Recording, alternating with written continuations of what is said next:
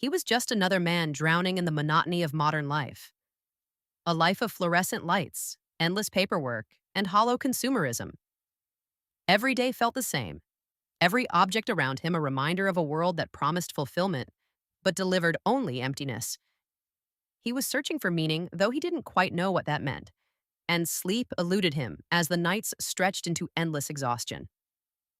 Then he met him, charismatic, unpredictable, and dangerous in the most liberating way.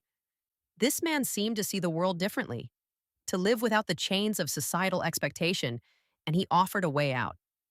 Not a path of comfort or safety, but of raw, unfiltered experience. He spoke of freedom through chaos, identity through destruction, and empowerment through confrontation with the self. The world they created together was a rebellion against the ordinary. It was violent, chaotic, and liberating. A club where rules were few, and the only law was the one you made with your own fists.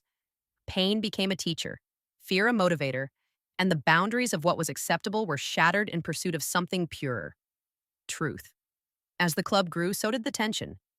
Members found themselves addicted not just to the physical fights, but to the sense of purpose it gave them. A sense that they mattered, that they could take control of their lives in a world that otherwise ignored them.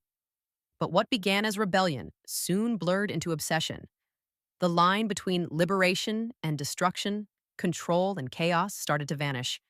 He became increasingly aware that the charismatic figure he followed was not just a guide, but a mirror, a reflection of his own desires, anger, and frustration with life. The more he embraced this world of violence and rebellion, the more he lost touch with who he truly was, until the revelation that everything he thought he knew was only part of a fractured reality shattered his understanding of himself. The chaos escalated. The rebellion he had helped build became uncontrollable.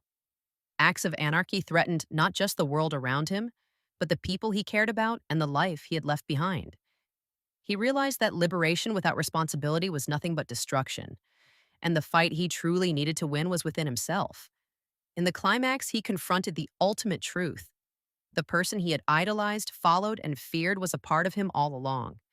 To regain control, to reclaim his identity, he had to face himself fully, acknowledge his fractured psyche, and take decisive action. It was a fight unlike any other, not against another person, but against the chaos he had nurtured and the part of himself that had been lost in the process. In the end, the streets were filled with the consequences of his actions, but he had transformed. He understood that meaning could not be found in destruction alone, nor in conformity, but in choice, in the conscious decision to shape your life, to face your fears, and to embrace the parts of yourself you had denied. This story isn't just about rebellion, violence, or chaos. It's about identity, freedom, and the human need to break free from the confines of expectation. It's about discovering the truth within oneself, even when that truth is uncomfortable, dangerous, or unrecognizable. Because sometimes the greatest battles we fight are not in the streets or against society, but inside our own minds. And the victory that matters most is learning to control the self rather than the world around us. Can you guess the movie?